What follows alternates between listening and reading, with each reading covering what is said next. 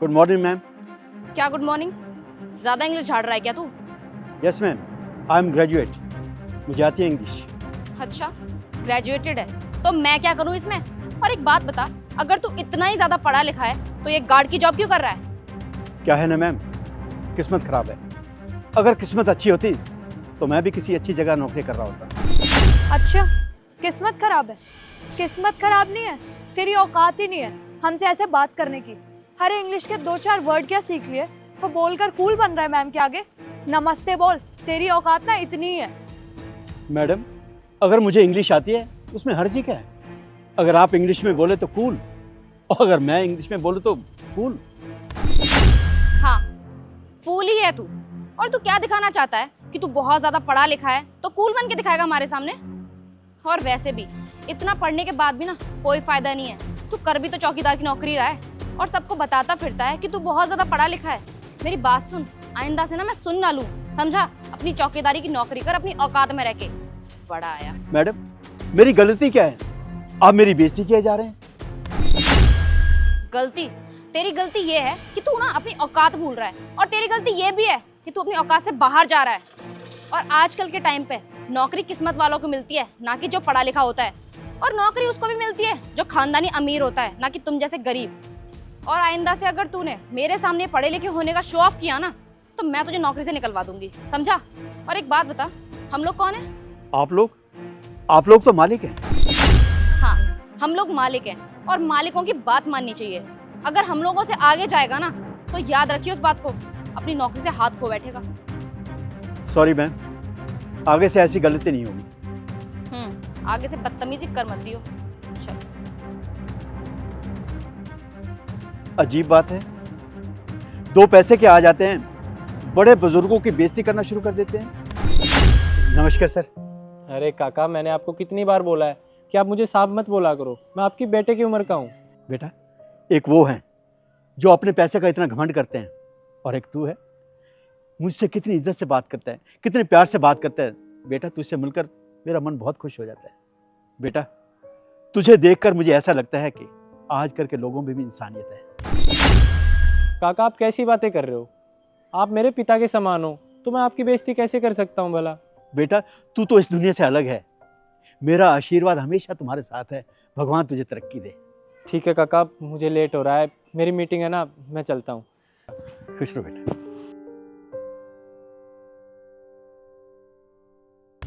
इतने टाइम से तुम्हें ये फाइल दी हुई है मैंने, अब तक कंप्लीट नहीं करी गई तुमसे? इतना टाइम लगता है क्या? ऐसे काम होगा इस ऑफिस में? I am so sorry sir, वो बाकी का वर्कलोड इतना ज़्यादा था कि ये वाला काम रह गया। अरे अब तुम्हारी लापरवाही से ये प्रोजेक्ट तो इनकम्प्लीट रह जाएगा ना। अब ये बताओ, ट्रांसलेटर कहाँ है तुम्हारा? सर, ट्रांसलेटर छुट्टी पे है। क्या छुट्टी पे है? और ये तो मुझे कब बताने वाली थी?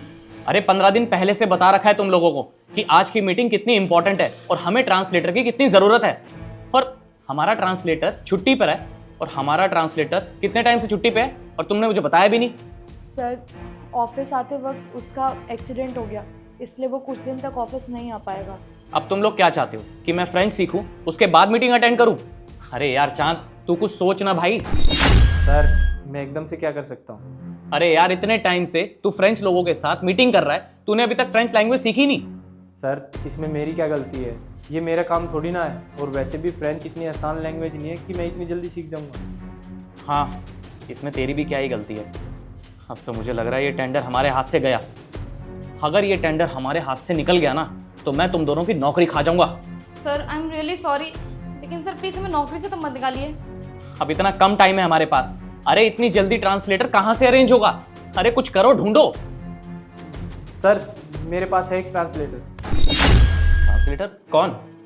सर, हमारे वो गार्ड अंकल है ना, उनको 3-4 लैंग्वेज बोलनी आती है, फ्रांस, जर्मन और जैपनीज। Sir, guard? क्या गार्ड? चांद, तुम क्या चाहते हो कि मैं एक गार्ड पे भरोसा करूं और उसको इतनी बड़ी मीटिंग में बिठाऊं? सर, वो इंटरनेशनल क्लाइंट है और हम लोग उसके साथ इस चौकीदार को बिठाएंगे। सर, अगर हम उनके कपड़े चेंज करवा दें तो किसको पता चलेगा कि वो गार्ड है? और वैसे भी वो ना इतनी अच्छी इंग्लिश बोलते हैं कि पता भी नहीं चलेगा कि वो एक गार्ड है। गार्ड? लेकिन सर, वो कैसे ट्रांसलेट कर सकते हैं? तुम दोनों के पास और कोई रास्ता है? No sir. तो ठीक है, एक काम करो चांद, उनको बुलाओ। जी सर, मैं अभी बुला के लाता हूँ। नमस्कार सर। नमस्ते। अच्छा ये बताओ, आपको फ्रेंच लैंग्वेज आती है? जी sir, I know French very well. ये तो बहुत अच्छी बात है। चांद, एक काम करो, इनको लेके जाओ और इनको ना अच्छी सी फॉर्मल ड्रेस बना दो। और अगर ये मीटिंग क्रैक हो गई ना, तो मैं आपसे प्रॉमिस करता हूँ कि मैं आपको बहुत अच्छी जॉब दूंगा। Thank you so much sir. जाओ चांद, इनको ले जाओ और अच्छे से चेंज करा के लेके आओ। ठीक है सर, चलो अंकल।